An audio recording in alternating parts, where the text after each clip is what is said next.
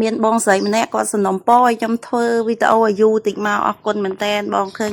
បងចូល comment វីដេអូនេះឲ្យធ្វើខ្ញុំសប្បាយចិត្តហើយមានកម្លាំងចិត្តមែនតើបងប្អូនហើយខ្ញុំក៏អរគុណបងប្អូនដែរការស្រឡាញ់និង like comment និងជួយ share វីដេអូបងប្អូនរហូតមក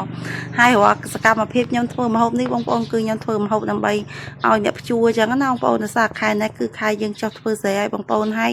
ការធ្វើម្ហូបខ្ញុំបងប្អូនក៏ថាំងធ្វើយូរម៉េះមិនក៏អត់ទាន់ហើយស្រែហើយភ្លឺអញ្ចឹងណាបងប្អូនគឺយូរបងប្អូននៅដោយសារតែស្រែម៉ែក្មេកក្មេកហើយអ៊ំខ្ញុំបងថ្លៃខ្ញុំអីគឺសិតតែខ្ញុំធ្វើម្ហូបទាំងអស់ហ្នឹងបងប្អូនដោយសារតែបងថ្លៃខ្ញុំអីគឺគាត់បានបែកបាក់គ្នាទៅគឺគាត់មិននៅជាមួយម៉ែអីចឹងទៅគឺបន្ទុកធ្វើវាយម្ហូបពេលភ្ជួរដីភ្ជួរអីចឹងគឺនៅលើខ្ញុំចឹងហើយបងប្អូនហើយចំពោះអ៊ំខ្ញុំក៏ចឹងដែរគឺគាត់មកនៅជាមួយម៉ែអីចឹងទៅគឺអត់មានគាត់ធ្វើស្រែដែរបងប្អូនអញ្ចឹងគឺបាយម្ហូបក៏នៅលើខ្ញុំធ្វើដែរហើយម៉ែក្មេកខ្ញុំទៀតបងប្អូនហើយសម្រាប់ស្រែខ្ញុំទៀតបងប្អូនអញ្ចឹងគឺវាច្រើនបងប្អូនគឺទាំងអស់គ្នាប្រហែលនេះអាហ្នឹងគឺចង់ថា20 30ហាត់ដល់បងប្អូនហើយខែនេះគឺយើងព្រោះទឹកអញ្ចឹងមួយថ្ងៃបានតែ2 3ហាត់ហ្នឹងតឹងពេកហើយបងប្អូនហើយចុះកម្លាំងអ្នកភ្ជួរមែនតើ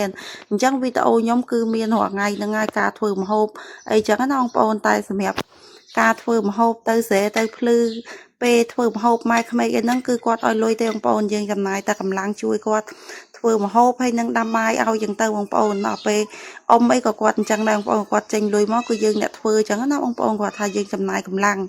ព្រោះអីគាត់នៅជាមួយម៉ែអញ្ចឹងគឺម៉ែគាត់មានតែខ្ញុំអ្នកធ្វើបាយធ្វើម្ហូបហ្នឹងហើយបងប្អូនអញ្ចឹងក៏អរគុណបងប្អូនមែនតើដែលគាត់ចូល comment ថាខ្ញុំមានម៉ែក្មេកចិត្តបានចិត្តល្អអញ្ចឹងណាបងប្អូនគឺគាត់ចិត្តបានហើយចិត្តល្អបងប្អូនហើយតាំងពីខ្ញុំមកនៅនេះ10ឆ្នាំគឺគាត់និយាយរួមថានិយាយអាចនិយាយបានថាយើងមានភាពកក់ក្ដៅនៅជាមួយគាត់ចឹងណាបងប្អូនគឺគាត់បានផ្ដល់ភាពកក់ក្ដៅឲ្យខ្ញុំខ្លាំងមែនតើបងប្អូនសម្រាប់នេះគឺខ្ញុំនិយាយអស់ពីចិត្តហ្មងបងប្អូនគឺគាត់ស្រឡាញ់ខ្ញុំមកបងប្អូនហើយខ្ញុំក៏ស្រឡាញ់គាត់ដែរខ្ញុំមិនមានម៉ែបកកើតទេបងប្អូនខ្ញុំមានតែម៉ែក្មេកហ្នឹងហើយព្រោះម៉ែបកកើតខ្ញុំគាត់បានខូចតាំងពីខ្ញុំអាយុ10ឆ្នាំជាងបងប្អូនអញ្ចឹងគឺខ្ញុំក៏សប្បាយចិត្តដែរបងប្អូនហើយខ្ញុំបានមានម៉ែក្មេកគាត់ចិត្តល្អចិត្តបានជាមួយយើងអញ្ចឹងណាបងប្អូនក៏យើងមានភាពកក់ក្ដៅដែរដោយសារតែយើងអត់មានម៉ែបកកើតតែសម្រាប់ខ្ញុំគឺខ្ញុំសប្បាយចិត្តហើយបងប្អូនបើសិនតែជាតិមុខមានពិតគឺខ្ញុំសូមប្រាថ្នាជួបម៉ែខ្ញុំបកកើតទៀតនិងជួបម៉ែក្មេកក្មេកខ្ញុំបកកើតទៀតអញ្ចឹងណាបងប្អូនគឺគាត់ល្អខ្លាំងមែនតើបងប្អូនហើយវីដេអូខ្ញុំគឺមានតែប៉ុណ្្នឹងហើយបងប្អូនគឺអរគុណពុកម៉ែបងប្អូនដែលចូល comment ជួយ share វីដេអូបងប្អូនរហូតមកគឺខ្ញុំសប្បាយចិត្តខ្លាំងមែនតើនិយាយរួមទៅការថតវីដេអូនេះគឺខ្ញុំស្រឡាញ់បងប្អូនគឺស្រឡាញ់ហ្មងហើយក៏ខ្ញុំចេះតែធ្វើទៅបងប្អូនសកម្មភាពប្រចាំថ្ងៃផងខ្ញុំអញ្ចឹងណាបងប្អូនអរគុណជំរាបលាជួបគ្នាវីដេអូថ្មីទៀតអញ្ចឹងជួយ